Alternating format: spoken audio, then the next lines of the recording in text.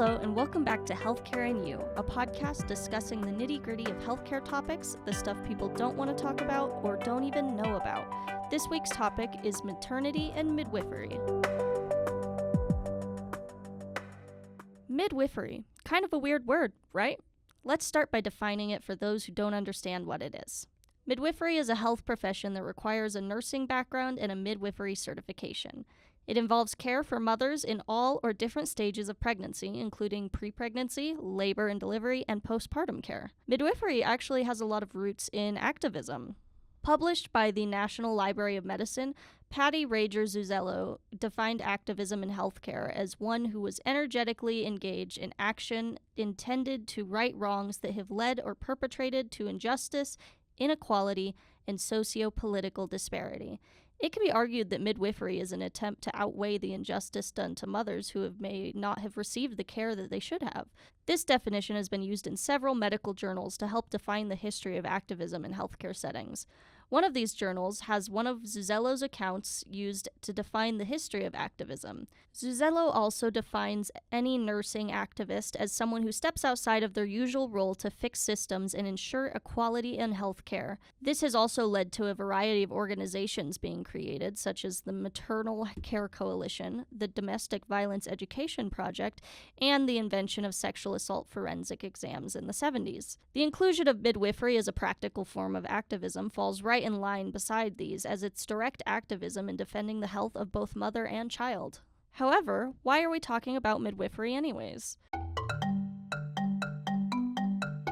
In an interview with journalist and owner of a midwifery nonprofit called Birth Fund, Elaine Welteroth notes that the CDC statistics that the U.S. has the highest maternal mortality rate of any industrial country. Maternal mortality rates don't just include death during pregnancy either. According to an article discussing Canada's mortality rates, scientific researchers Aflaki Kevan and Joel Ray define mortality as any death that occurs within 42 days after birth, any death while pregnant with a child, and late mortality occurring 42 to 365 days after birth due to pregnancy complications. The U.S. is currently failing mothers, families, and children in their healthcare standards when it comes to giving birth. Oftentimes, birth is something that's celebrated, and it absolutely should be. But as mothers, fathers, brothers, sisters, friends, we need to have a better understanding of how to protect the health of mothers so that they can live a fulfilling life with their child. When we consider that childbirth is one of the most difficult things that a mother could face in her lifetime, we think of the process of birth, the length of labor, the severity of pain that women experience. Now, where does a midwife fall into this process? A midwife sort of acts as a patient advocate and healthcare advisor for expecting mothers. The World Health Organization states that over 300,000 women die a year from pregnancy or delivery-related complications. Now, many patients struggle to advocate for themselves outside of labor in general healthcare settings. Having an additional carer there to help assist the mother can be the difference between life and death. Not only is this carer focused on the health of the mother and child, they're focused on ensuring that the pregnancy goes smoothly, that the mother's wishes are respected when it comes to having home births, epidurals, things like that.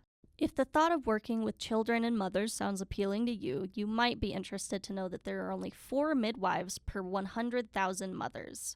That means that there are mothers everywhere looking for this additional care, which may be becoming a more accessible career path.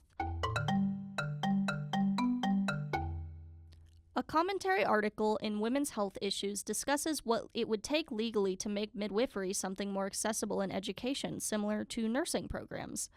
The author discusses that there have historically been laws implemented to protect patients by placing limits on midwife care, but statistics and research have proved that this may actually be harmful in denying women more accessible birth care, especially quality health care. In fact, midwifery is recognized as one of the most efficient and competent care models for mothers. Like in any profession, we know that healthcare is a hard industry to work in. Underpaid, overwork, burnt out is almost what all healthcare professionals will face at some point.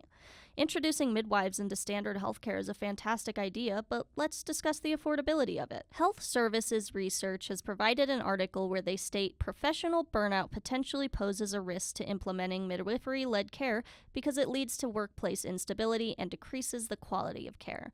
Like a lot of the United States, healthcare shortages sort of have an effect on this. However, so does accessibility. Those who may want to join this profession may not have access to the programs or financial means to get certified. Increasing the accessibility of these programs could lead to an increase in workforce, relieving the pressure of midwives in largely populated areas to provide for several mothers at once. Some of you may want to know the money statistics on implementing midwifery into national health care. A research article led by Linda Bartlett and several other analysts have the solution. Bartlett found that on a global scale, with the minimum coverage plans for midwife assistant, 5,400,000 deaths have actually been prevented. A combined number of baseline coverage to highly intensive coverage states that over 2 million deaths have been prevented with midwife care. This research went further to uncover that an increase in just midwife care alone, without OBGYN care, was more cost-effective. For a solution in which death would need to be averted, midwifery could hypothetically cost $2,200 versus the $4,200 for OBGYN care, and it would cover a greater span of time, including prenatal, labor, and postpartum care. Knowing all of these statistics, it can be a little intimidating to think about becoming a midwife or getting one.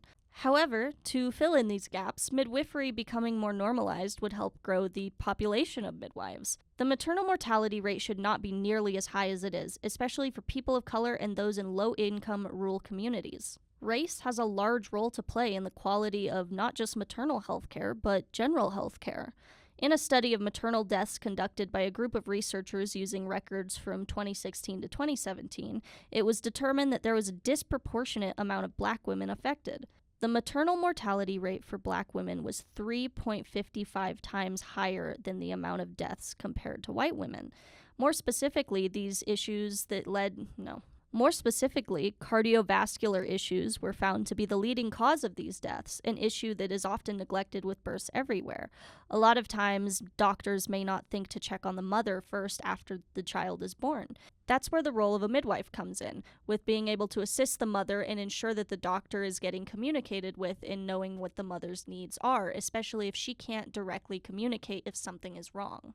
You may be surprised to know the depths in which socioeconomics actually affect pregnancy, not only in health of both baby and mother, but in the actual birth process as well. According to the Safe Babies, Safe Moms, Women's and Infants Services Specialty Care Initiative, the chances of preterm labor affects 15.2% of births from those in lower socioeconomic classes compared to the national average of 10%.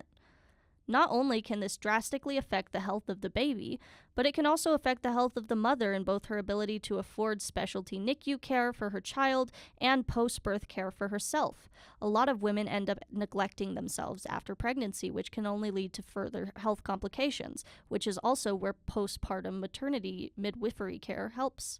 Not only that, but the Maternal and Child Health Journal cites that 5 out of 6 patients who struggle with mental health issues have not faced nearly as much hardship with the assistance of a midwife. Not only is midwifery care affordable, but it's necessary to the lives of mothers and children everywhere, alongside their families and friends. Implementing midwifery programs into spaces like community colleges, trade schools, and hospitals could drastically affect the lives of mothers throughout the U.S., especially those with healthcare complications during pregnancy. So, the next time that you or a family member or a friend knows someone who was pregnant or might be interested in getting pregnant, you might want to sit down and talk to them about midwifery care. It could make all the difference.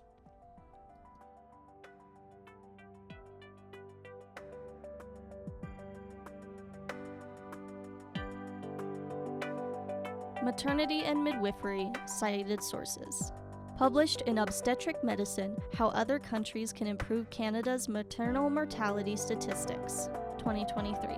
Published by PLUS ONE, The Impact and Cost of Scaling Up Midwifery and Obstetrics in 58 Low and Middle Income Countries, 2014. Published in Maternal and Child Health Journal, Addressing Gaps and Saving Lives, Doula's Roles in Addressing Substance Use and Mental Health Challenges Amongst Pregnant and Postpartum Clients, a Scoping Review, 2024. Age-Related Disparities in National Maternal Mortality Trends, a Population-Based Study, 2025. Published by Time Magazine, Elaine Welteroth, 2025. Published by the American Journal of Public Health, Racial and Ethnic Disparities in Maternal Mortality in the United States Using Enhanced Vital Records, 2016-2017. 2021. Published by the Online Journal of Issues in Nursing, a scoping review of nursing and midwifery activism in the United States, 2023. Published by Maternal and Child Health Journal, Safe Babies, Safe Moms, a multifaceted trauma-informed care initiative, 2024. Published by Health Service Research, Burnout of the U.S. Midwifery Workforce and the Role of Practice Environment, 2022.